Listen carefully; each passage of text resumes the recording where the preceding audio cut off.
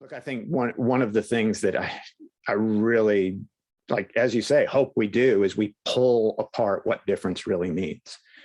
And because difference means different things to different people. It can be demographics, but it can also be hierarchical. It can be, as you point out, white collar, blue collar, if that's even a way of describing it.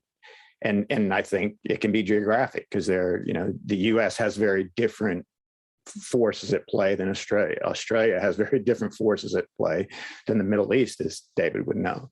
So yeah, it should be a global conversation, because I think my belief is that some of the solutions will benefit from understanding those different perspectives, is my personal belief. I'm interested in this particular topic from a number of different levels. So when I think of the dimensions of difference, my mind goes to, I guess, the obvious differences, the categorical differences that we typically talk about when we talk about diversity, equity, inclusion. So race, gender, sexual orientation, the usual sort of stuff. So for me, that's always one level, is what are the broad distinctions, and can we get lived experiences and stories around, the differences. And I'm also really interested, as a people whisperer, I'm interested in the dimension of what does difference feel like inside my body when I experience the difference of others. So if we do not know how to interact with the challenge we feel when we come across someone who is different to us, then there's no value in hearing everyone's different lived experience. I go, well, that's nice, but it feels like an intellectual exercise where I go, oh, tick, a Black woman's experience. Oh, tick, as someone of, differently abled experience, tick. Oh, now I'm well-versed in difference. No, for me, the true opportunity and the quest here that I think we're on as humans is to put ourselves in the discomfort of the difference, the unexpected differences. Being on a panel discussion like this, putting my view forward and having someone go, no, Annalie, that's absolutely wrong. This is my opinion. And have me feel that little bit of a, what do you mean I'm wrong? What do you mean? You must not be like me. My brain goes into, hijack mode. And all of a sudden I put up a little bit of a barrier between you and I, because we're now disagreeing.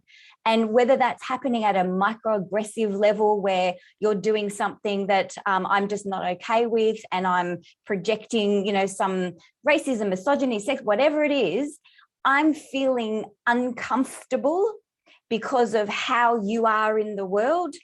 And I'm not clear on how to deal with my own discomfort. So for me, I would love to explore how people interact on a personal day-to-day basis with difference. How did you cope with it? What did you do with it? How are you transforming that discomfort inside yourself into curiosity? So that difference becomes the value of diversity. Yeah. And that's it. Yes, perfect.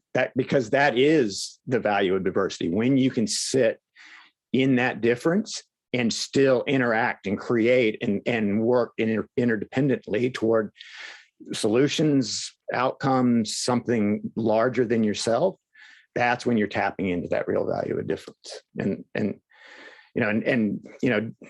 Dave and I would certainly know this. We come from an industry that's certainly male dominated.